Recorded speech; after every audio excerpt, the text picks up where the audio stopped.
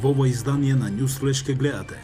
Русија гранатираше области во близина на аеродромот во Лавов, Украина, додека американскиот претседател Џо Бајден закажа телефонски разговор со кинескиот претседател Ши Џипинг.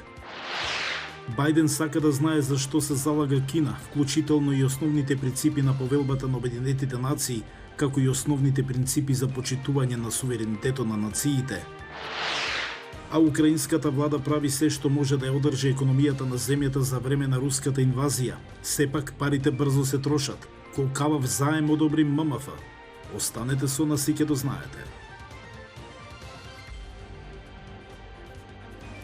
Добро вечер, ова е журналот Newsflash на Гласот на Америка на македонски јазик. Јас сум Јован Чономовски. Од 130 луѓе досега биле спасени од бомбардираниот театар во Украина, но дека се уште нема информации за повеќе од 1000 други за кои се верува дека се засолниле таму кога се случил нападот. Спасувачките активности се во тек. Денес неколку руски ракети беа насочени кон западно-украинското подрачје во близина на аеродромот во Лавов. Според градоначалникот на Лавов, Андреј Садови, аеродромот не бил погоден, туку бил погоден објект за поправка на авиони. Нема информации за жртви од нападот во близина на Лавов, кој е на околу 80 километри од границата на Украина со Полска.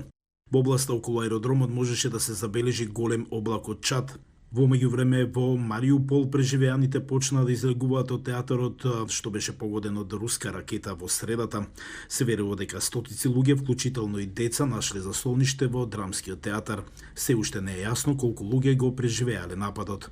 Американскиот претседател Џо Бајден закажа телефонски разговор со кинескиот претседател Ши Џипинг. Кина игра се поважна улога во конфликтот поради извештаите дека Русија побарала од Кина воена помош. Сад обезбедуваат најголем дел од воената помош за Украина, а Бајден објави уште еден одбранбен пакет од $800 милиони оваа недела. Јасно ја кажавме нашата длабока загриженост за осогласувањето на Кина со Русија и потенцијалните импликации и последици од тоа, рече портпаролката на Белата куќа Џен Псаки. Денешниот телефонски повик рече таа е можност претседателот Бајден да процени каде е претседателот Ши во ситуацијата со Украина. Бајден сака со овој повик да види за што се залага Кина, вклучително и основните принципи на повелбата на Обединетите нации, вклучително и основните принципи за почитување на суверенитетот на нациите. Но фактот дека Кина не го осуди тоа што го направи Русија само по себе зборува многу, додаде Псаки. Украинската влада прави се што може за да ја одржи економијата на земјата за време на руската инвазија. Сепак, парите брзо се трошат. На 10 март извршниот одбор на Меѓународниот монетарен фонд одобри заем од $1,4 милиарди за Украина. Но експертите велат дека тоа нема да трае долго. Руската инвазија на Украина трае веќе трета недела, но економијата на земјата, вклучително и работата на банките, функционира, иако прилагодено. Би сакала да ги пофалам украинските власти за посветеноста, напорите и успехот што досега го постигнаа во менаџирање со ситуацијата. Знаеме дека Централната банка работи многу активно. За функционирање на економијата, Народната банка на Украина префрлила близу 19 милиарди гривни, што е еквивалент на приближно $630 милиони во својот државен буџет. Исто така ги ограничи сите девизни трансакции и управува со девизниот курс за да го одржи стабилен. Банките воведоа одмори за исплата за своите клиенти, вели Олександар Петрик од Советот на Народната банка на Украина. Звичайно, зняття готівки є певним міром обмежена. Има ограничување за подигање готовина не само организацијски гледано. Реално, доставувањето готовина до банкоматите во моментов е многу ризично, бидејќи многу големи градови се мета на војни акции. Но локалните бизниси смислија решение. Кому потребна готивка? Има решение што мислам дека е гениално. Трговците на мало сега работат како банкомати. Готовина може да добиете на каса. На тој начин можеме да избегнеме операции за пренос на готовина и да не ризикуваме животи. Сепак, кога голем дел од економијата е забавен, парите се трошат многу брзо. На 10 март ММФ одобри заем од $1,4 милиарди за Украина, но дури и тоа можеби не е доволно.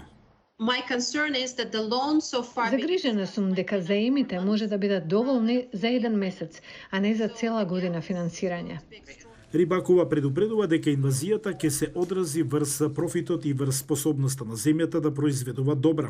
Во исто време парите што владата треба да ги потроши за време на инвазијата, значи зголемување на трошоците. Народната банка на Украина очекува поголема финансиска помош од донатори. За оценками Националного банка, Според процените на Народната банка очекуваме во блиска иднина финансиска помош од околу 15 милиарди долари од меѓународните организации и нашите партнерски земји. Цел свет денес ја поддржува Украина.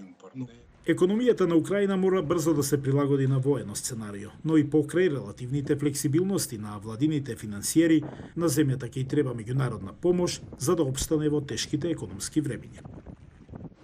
И пред да ви посакаме убав викенд, една информација надвор од актуелната Украина во моментов. Во Скопје, од неодамна е отворен нов креативен простор. Го води млад македонско-словенечки тим кој со архитектонски проекти и дизајни освојува признанија низ Балканот. Погледите на младите креативци се исклучително ветувачки. Со нив разговараше Тоше Огњанов. Ентузијазам, креативност и сплотеност се одлики на младиот тим што неодамна отвори концептуален галериски простор во Скопје. Се работи за галеријата Мала, што ја води македонско-словенечка екипа од тројца архитекти и една модна дизајнерка. Една нова приказна измеѓу нас, значи спојна моден дизајн и архитектура. Се трудиме да постигнеме и да донесеме нешто ново, нова енергија во нашиот град. Архитектите Мирјана Лозановска, Ерик Јуришевиќ, Силвија Шалева и модната дизајнерка Евгенија Зафировска са јадрото на младиот тим. Ги поврзало интересот кон креациите и кон архитектурата.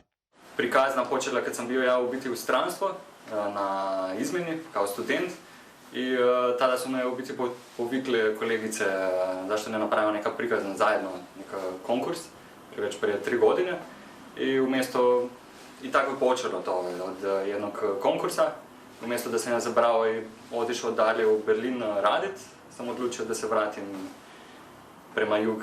Целта на галеријата Мала е да биде место каде тие самите ќе создаваат, но ќе ги отворат вратите и за други креативци. Мала не е само архитектура и моден дизајн, туку Мала е еден хибриден простор, простор во кој што пред се нудиме можности, имаме план да се изложуваат и многу млади дизајнери, архитекти, модни дизајнери. И можеби постарите, зашто да не?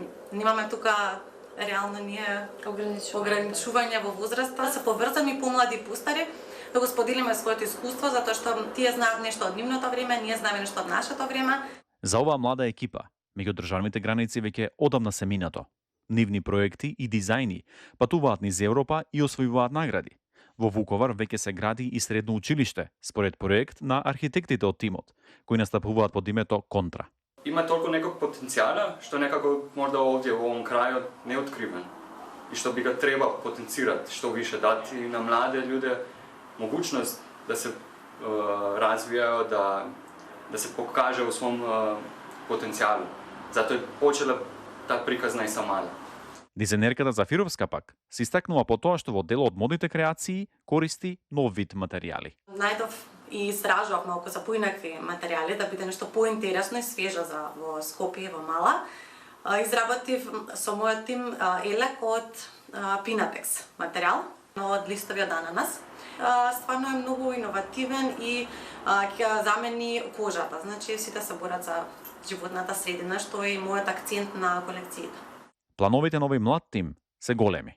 Веруваат дека има простор за заеднички напредок низ креативните индустрии. Како што се дизајнерските парчиња на Евгенија Зафировска самоодржливи, така ќе се потрудиме и Мала да биде самоодржлив простор, да трае многу повеќе од тоа што сме си го замислиле и сме си го зацртале во глава, така што се надеваме дека ќе ни се оствари идејата. Им посакуваме успех. За Гласот на Америка, Тоше Огњанов.